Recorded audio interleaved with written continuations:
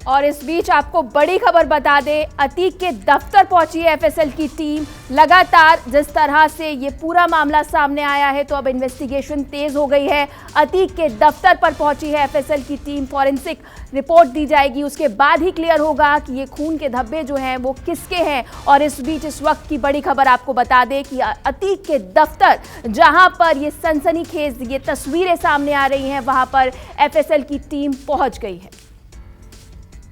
इन धब्बों की जांच की जाएगी टीम द्वारा। लगातार पुलिस कह रही है कि जल्द पता चल जाएगा।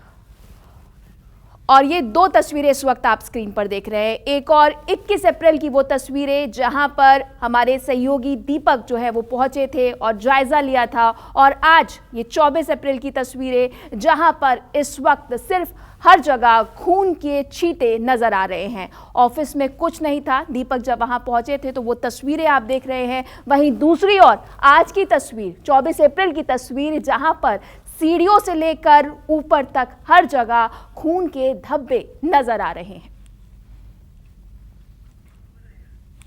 और ज्यादा जानकारी के लिए रुक करते हैं सहयोगी दीपक दुबे का। दीपक, जिस तरह से तस्वीरें सामने आ रही हैं, पुलिस कह रही है कि जल्द ही सब साफ हो जाएगा, इस वक्त वहां क्या कुछ स्थिति है? जी, आपको बता दें कि प्रयागराज पुलिस की तरफ से 4 पुलिस टीम का गठन किया गया है इस पूरे मामले की जांच करने के लिए। वहीं एफएसएल की टीम पहुंच चुकी है, एक्सपर्ट्स पहुंच चुके हैं। अब ब्लड सैंपल को कलेक्ट किया जाएगा और उसके बाद उसे जांच के लिए भेजा जाएगा, जिसके बाद ही तस्वीर साफ हो पाएगी कि आखिर अतीक के दफ्तर में, जहां 2 दिनों पहले तक की अगर बात की जाए तो कोई भी खून के ब्लड स्टेन, धब्बे, चाकू या खून से लथपथ जो जिस तरह के कपड़े महिला के हैं वो नहीं थे। तो आखिर 2 दिनों में ऐसा क्या कुछ घटनाक्रम हुआ है? कौन शख्स यहां पर पहुंचा था जिसने या फिर किसी इंसान को मौत के घाट उतारा, या फिर उसे बहुत बुरी तरह से जख्मी किया, या फिर किसी जानवर को मारा गया? सवाल कई खड़े होते हैं। सवाल ये भी खड़ा होता है कि क्या केस को डाइवर्ट करने के लिए या केस को तूल देने के लिए इस तरह से खून को यहाँ पर प्लांट किया गया? सवाल कई हैं, लेकिन पुलिस का ये कहना है कि 4 टीमों का गठन कर दिया गया है। आसपास का जो अतीक के दफ्तर चकिया में जो स्थित है, वहाँ का जो प्रांगण है यहाँ के सीसीटीवी फुटेज को भी खंगाला जाएगा। एक बार हम तस्वीरों को दिखाने की कोशिश करते हैं। ये है अतीक का दफ्तर।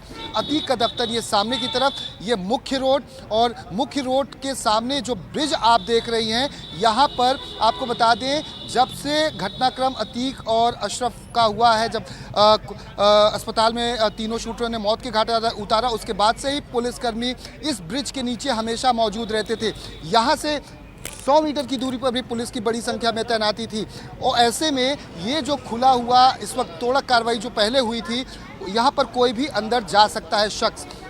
मीडिया कर्मी सैकड़ों बार से ज़्यादा यहाँ पर आ चुके हैं। जब हम 21 तारीख को भी यहाँ पर पहुँचे थे तो इसी रास्ते से हम अंदर की तरफ गए हुए थे, और आसानी से मैं और मेरे कैमरामैन कालीकांत जब अंदर गए थे तो हमने बाकायदा हर एक फ्लोर पर गए हुए थे, किचन में गए हुए थे, हर कमरे में गए हुए थे। यहाँ तक कि अतीक का जो मुख्य ऑफिस है, जहाँ पर बहुत ज़्यादा बड़ी मात्रा में डॉक्यूमेंट्स मौजूद है, वहाँ तक हम गए हुए थे। किचन में हम गए हुए थे। किचन में जो अनाज था, जो चावल था, आलू था, या फिर अन्य जो आटा था, वो सब भी बाकायदा रखा हुआ था। लेकिन आज जब हम पहुंचे हैं, जब यहाँ पर खून के धब्बे मिले हुए हैं, चाकू मिला हुआ है, तो आपको बता दें किचन में पूरी तरह से अस्त व्यस्त पड़ा हुआ था। और खून के धब्बे आपको सामने की तरफ जहाँ पर ये ईंट आपको दिख रही है, वहीं पर खून का धब्बा है, और उसके साथ साथ चाकू भी वहीं पर आपको नजर आ जाएगा। एफएसएल की जो टीम दाहिनी साइड में है, ये फोटोग्राफ्स को यहाँ पर कैप्चर कर रही है। जो घटनास्थल है उसका मुआयना आला अधिकारियों की द्वारा किया जा रहा है। ये जो सामने की तरफ लेफ्ट हैंड साइड में जो कमरा देख रहे हैं, यहाँ पर भी हम आए थे 2 दिन पहले। अंदर बहुत बड़ी मात्रा में कपड़े हैं, कागजात हैं, यहाँ पर भी खून के धब्बे आपको नजर आ जाएंगे। सामने की दीवार पर भी खून के धब्बे, आपको एक निशान हम दिखाने की यहाँ से कोशिश करते हैं। हालांकि पुलिस ने अभी बैरिकेड कर दिया है रस्सी से, यहाँ पर मीडिया कर्मी अंदर न जा सके, जिससे कि जो एफएसएल की टीम पहुंची हुई है वो अपनी जाँच को सही दिशा में लेकर जा सके। लेकिन सवाल ये खड़ा होता है कि आखिर यहाँ पर खून के धब्बे बड़ी मात्रा में मिलना, चाकू को यहीं पर छोड़कर जाना, क्योंकि कोई भी अपराधी जब अपराध को अंजाम देता है तो वो सबूत को मिटाने की कोशिश करता है।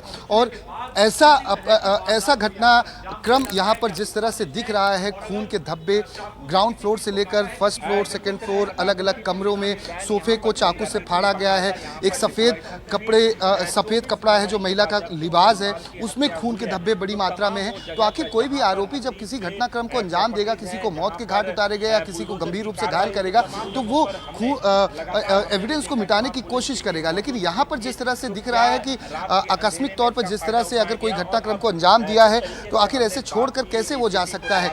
यहाँ पर क्या केस को डाइवर्ट करने की या केस को तूल और देने की कोशिश की गई है कि खून के धब्बे अतीक के अगर दफ्तर में मिलते हैं तो एक सुर्खियां फिर बटोरेंगी। पुलिस की जांच जहां पर शाइस्ता या फिर गुड्डू मुस्लिम को पकड़ने में है, पुलिस इस रुख भी इसका पुलिस की जांच आ जाएगी, जिससे कि कहीं ना कहीं केस डाइवर्ट हो, आरोपी को पकड़ने में पुलिस कहीं ना कहीं विफल हो जाए, जिस तरह से अब तक विफल होती जा रही है कि अभी भी 50 दिनों से ज़्यादा का वक्त हो चुका है, ना ही शाइस्ता पकड़ी गई, ना ही गुड्डू मुस्लिम पकड़ा गया। तो सवाल कई खड़े होते हैं। सवाल ये भी खड़ा होता है कि क्या यहाँ पर किसी जानवर का या किसी ऐसी चीज़ का जो ब्लड स्टेन जैसा दिखाने की, दर्शाने की कोशिश की जा रही है, तो क्या यहाँ पर भी केस डाइवर्ट करने की कोशिश की जा रही है, या फिर वाकई में किसी की हत्या की गई, वाकई में किसी को गंभीर रूप से घायल किया गया, वाकई में किसी को टॉर्चर किया गया, चाकू से हमला किया गया। क्योंकि जिस तरह के खून के निशान हैं, आपको बता दें कि जिस तरह से अगर मारा गया होगा किसी को, तो वो इंसान अपने आप को बचाने के लिए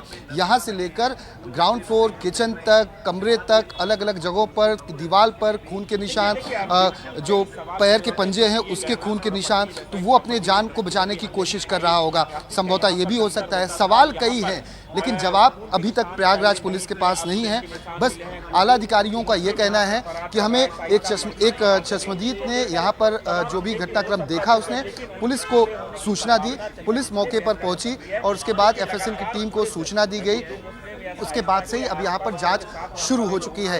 एक बार हम बाहरी हिस्सा जो अतीक अहमद के दफ्तर का है वो दिखाने की कोशिश करते हैं कि यहाँ पर आना और जाना कितना आसान है। यानी कि कोई भी, जैसे कि जो नशेड़ी होते हैं, जो सड़कों पर सोते हैं, नशा करते हैं, उनके बारे में अगर कहा जाए तो वो भी यहाँ पर आसानी से आ जा सकते हैं। तो यहाँ पर क्या कुछ नशे में आपसी टकराव की स्थिति में ऐसा कुछ हो गया या कुछ और वजह थी? सवाल कई हैं। ऐसे बेशक दीपक, आप अलग अलग पॉसिबिलिटीज की बात कर रहे हैं और इस बीच सीधी तस्वीरें भी हमें आप दिखा रहे हैं। और कहीं ना कहीं जिस तरह से हम ये तस्वीरें देख रहे हैं, एक और अतीक और उसके भाई का मर्डर हुआ।